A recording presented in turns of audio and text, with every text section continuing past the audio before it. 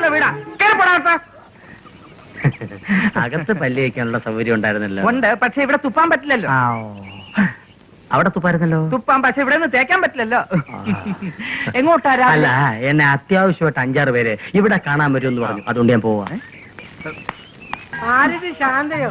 നീ അങ്ങോട്ട് കൊടുക്കല്ലടി വന്നേ. അതെ.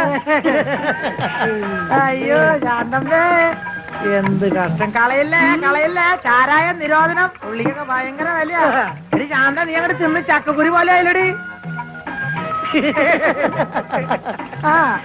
പോർച്ചെ മോളടിക്കാൻ ഞങ്ങൾ വന്നല്ലോ.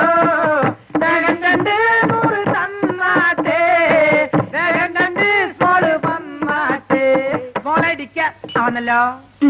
ശാന്തേ, അവിടെ ആ മുകളിൽ പണി തീരാത്ത മുറി വാടകയ്ക്ക് കൊടുക്കോ? വാടകയ്ക്ക് കൊടുക്കുന്ന രാഘവേട്ടൻ പറഞ്ഞു കേട്ടത്. ഒന്ന് മുട്ടി നോക്ക്. മുട്ടിയാൽ തുറക്കപ്പെടുമോ? കൂടുതൽ മുട്ടല്ലേ. ശാന്ത വീട് 100 എടുക്ക്. പോ.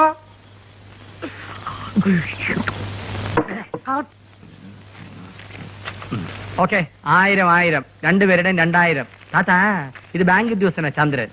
ഇത് പട്ടാമ്പി സംസ്കൃത കോളേജ് അധ്യാപന പത്രാസ്. അപ്പൊ മോന്റെ സ്ഥലം എവിടെയാ? ജനിച്ചതാം കോയമ്പത്തൂരാഹ, വളർന്നതാം കേരളത്തിലാഹ, തൃശ്ശൂരിനാഹ. ആഹാ, അപ്പൊ നമ്മുടെ നെഹയുടെ ആളുകളാ. അല്ല താത്ത, ഇത് സംസ്കൃത മലയാളമാണ്. മോനെന്താ മറിഞ്ഞേക്കണേ? മോന്റെ സ്ഥലം എവിടെയാ? 1967 കേരള സംസ്ഥാനത്തിലെ ഏറ്റവും ഉയരം കൂടി ജില്ലയായ വയനാട്ടിൽ ജനിക്കേണ്ടിയിരുന്ന ഞാൻ അച്ഛനും അമ്മയും കൂടി ചില സാങ്കേതിക കാരണങ്ങളെല്ലാം ഉപേക്ഷിച്ച് തിരുവനന്തപുരത്ത് എത്തിയതിനാൽ തിരുവനന്തപുരത്ത് പൂജപ്പുരയിലെ കൊച്ചു റൂമിൽ സുഖമായി പ്രസവിച്ചു. ഞാനല്ല, അമ്മ. സൂപ്പർ വാച്ചിലൊന്നുണ്ടായിരിക്കും മോനെ സ്പീഡ് ബലക്കോടാക്കി. മോനെ ഒരു ചായ. 1 2 അല്ല, മൊത്തം 3 ചായ. ആർക്ക് കുടിക്കാം, എപ്പോഴും കുടിക്കാം, അങ്ങനെ കുടിക്കവേ. ഒരു ചായ. രണ്ടുപേരുടെയും സംസാര രീതി ഇതാണെങ്കിൽ മേളി ആടി ഉറപ്പ്. അതെന്താ? അതെന്താന്നോ, അടി ഉറപ്പുള്ളതാ. മേലെ 2 പേര് താമസിക്കുന്നുണ്ട്, പാവത്തങ്ങള.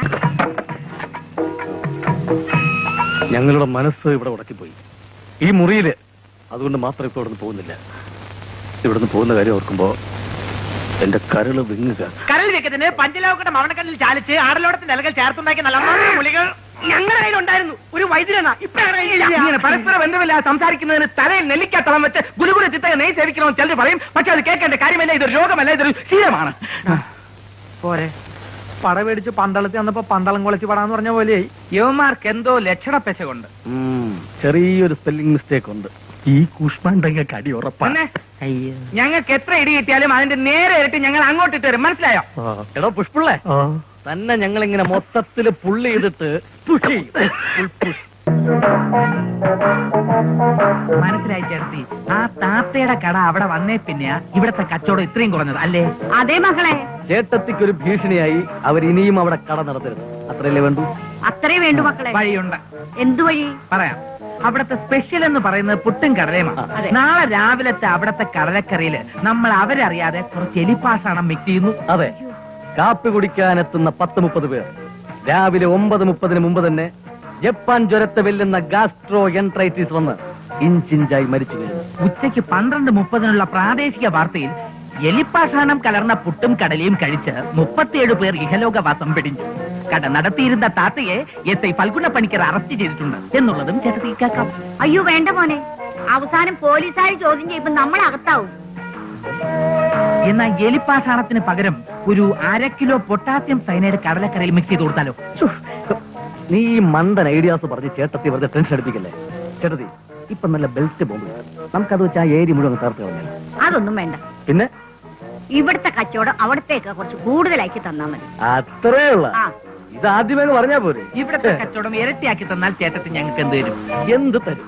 എന്ത് വേണമെങ്കിലും തരാം. എന്തും. എന്തും. എന്നാലും എന്ത് തരും? 2 പരിപ്പ് വട നിങ്ങൾക്ക് ഫ്രീ ആയിട്ട് തരാം. എന്തേ? ഓക്കെ, വഴിയുണ്ട്. ആദ്യം ചേട്ടത്തി ഞങ്ങൾ പറയണ മന്ത്രവാദിയെ ഒന്ന് പോയി കാണണം. ആ മന്ത്രവാദി പറയുന്നത് അതേപടി ചേട്ടത്തി ചെയ്യണം. പിന്നെ ഇവിടെ ചായ കുടിക്കാൻ പൂരത്തിന്റെ ആളായിരിക്കും.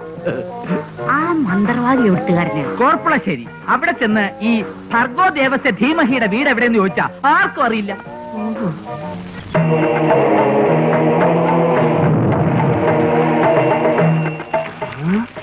കൊടുമ്പിരിയുണ്ട്, ശത്രുതയുണ്ട്. ശത്രു സംഹാരം ഉടനെ നടത്തണം. എതിർവശത്തെ ചായക്കടയുടെ പുറകിൽ കിഴക്ക് മാറി എല്ലാ ദിവസവും രാത്രി 4 താറാമുട്ടകൾ വീതം ആരും കാണാതെ ശത്രുവിനെ മനസ്സിൽ കണ്ട് കൃത്യം 12 മണിക്ക് ഓം ഓം ഓം എന്ന് സ്വന്തം കൈകൊണ്ട് എഴുതി കുഴിച്ചിടണം. എഴുതാൻ അറിയാമോ? അറിയാമോ? മൂർത്തിത്തെ പരിചിത അക്ഷരതോ പത്മ പുനർജന്മന അഗ്നശാസ്ത്ര വൃതാംഗത. പിന്നെ ഏതെങ്കിലും 2 അനാഥ ചെറുപ്പക്കാർക്ക് 6 മാസത്തേക്ക് 3 നേരം വയറു നിറയെ ആഹാരം കൊടുക്കുക. ഇത് രണ്ടും കഴിഞ്ഞിട്ട് ഒരാഴ്ച കഴിഞ്ഞ് വരിക. ബാക്കി പറയാം. ഇതാ സ്വാമി. ഓ,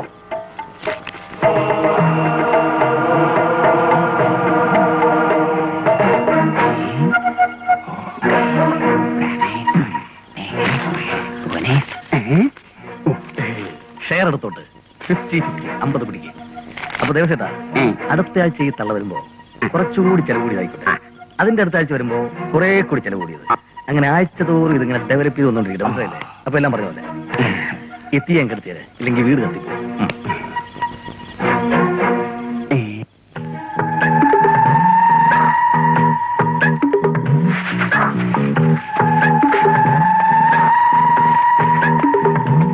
ദൈവമേ, ഇതോടുകൂടി നാശങ്ങൾ കുത്തുപാളി എടുക്കണേ.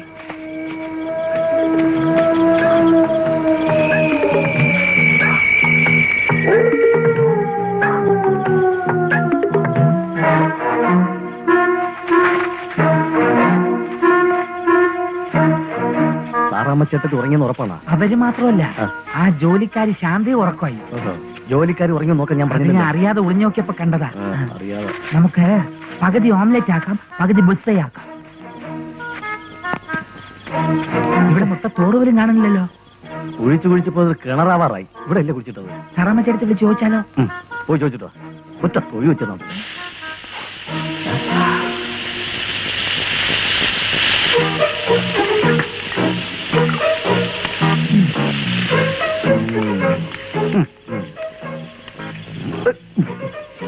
എവിടുന്നായി മുട്ട?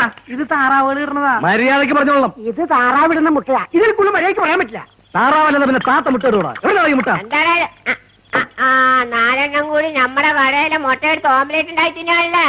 താത്ത ഞങ്ങളല്ല, ദേ ഇവര് 2 രൂപ. അതെ അതെ. എന്റെ പൊന്ന് താത്ത, ഇത് ഞങ്ങൾ മേടിച്ച മുട്ടയാണ്. ഓംലേറ്റ് അടിക്കാനുണ്ട്. ഇത് കണ്ട ഓംലേറ്റ് ഷോർട്ട് ഫോം ആണ്. തിന്നോ ആമ്പിള്ളേർക്ക് ഓംലേറ്റ് അത്ര നല്ലതല്ല. താത്തയെ പറ്റിച്ച് നിൽക്കട്ടെ, ഈ ഓംലെറ്റിന്റെ ദാതാക്കൾ ഞങ്ങളാണെന്നുള്ളത് മറക്കരുത്. ഓംപ്ലേറ്റ് താഴാക്കളാ. ബോംബെയിൽ താഴാക്കളെന്ന് കേട്ടുണ്ട്. ഓംപ്ലേറ്റ് താഴാക്കളെന്ന് ആദ്യമായിട്ട് കേൾക്കുന്നു. ഇവന്മാരെ കുക്കിംഗ് വലിയ കുഴപ്പം. ചേച്ചികളെ, ഇരട്ടപ്പെട്ട ശ്രീദേവിയുടെ കഥാപ്രസംഗം. ഇരട്ടപറ്റ ശ്രീദേവിയുടെ കഥാപ്രസംഗം അല്ല, ഈരാറ്റുപേട്ട ശ്രീദേവിയുടെ കഥാപ്രസംഗം. അങ്ങനെ വായിക്ക്, സ്കൂളിലും പോവില്ല. അതെ, ശങ്കരൻ രാഘവട്ടനൊക്കെ എവിടെ പോയി? എന്താ പ്രശ്നം? പ്രശ്നമൊക്കെ ഞാൻ പറയാം. എവിടെ പോയി? അവർ 2 പേരും ടൗണിൽ പോയി. എപ്പോ? ഇപ്പൊ അവിടെ പോയുള്ളൂ.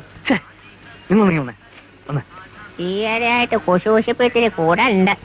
അല്ലാ, അതൊക്കെ സമാവാത്തി ആവാണ്ടിരുന്നാ മതിയായിരുന്നു. ഒന്ന് വേഗം വന്നേ. എന്താടാ? അതെ, ലക്ഷപ്രഭുക്കളാകാൻ നിങ്ങൾക്ക് ആഗ്രഹമുണ്ടോ? ഉണ്ടെങ്കിൽ ഇപ്പൊ പറയണം. ഒരു ഉഗ്രം കോൾ വന്നിട്ടുണ്ട്. കുറെ കാലമായിട്ട് ഞാൻ കാത്തിരുന്ന കോളാ. മുണ്ടക്കൈത്തൊരു ലേലം, 1 കോടി രൂപയുടെ കൂപ്പിലേലം. നിങ്ങൾക്ക് എന്റെ കൂടെ നിൽക്കാവോ? എങ്കിൽ വലിയ കാശുകാരെ പോലെ നമ്മൾ ആ സ്ഥലത്ത് ചെല്ലുന്നു, ലേലത്തിൽ പങ്കെടുക്കുന്നു, ലക്ഷപ്രഭുക്കളായി മാറുന്നു. ആവാൻ കഴിഞ്ഞില്ലെങ്കിലും ഒരു കോടീശ്വരനായാൽ മതിരപ്പാ. അതിന് പെണ്ണെവിടെ? അവള് ഫോൺ ചെയ്യാൻ പോയിട്ട് കുറെ നേരമല്ലോ. എവിടെ പോയത്? അവള് ഫോൺ ചെയ്തിട്ട് ടോയ്ലറ്റിൽ വല്ലതും പോയായിരിക്കും. മനുഷ്യന്റെ കാര്യമല്ലേ. ടോയ്ലറ്റിൽ പോകാൻ ഫോൺ ചെയ്യണോ? ചന്ദ്ര, നീ ഒന്ന് ടോയ്ലറ്റിൽ പോ. ഞാൻ പോയതാന്നേ. അതല്ല, പോയി നോക്കിട്ട് വരാൻ. അങ്ങനെ പോയിട്ട് വാടക ഒന്ന്. എന്തെങ്കിലും വേണേ ഓർഡർ ചെയ്യാൻ കേട്ടോ. എനിക്കിപ്പോ വേണ്ട. മതി, മതി. ഓ, മതി. ഓക്കെ.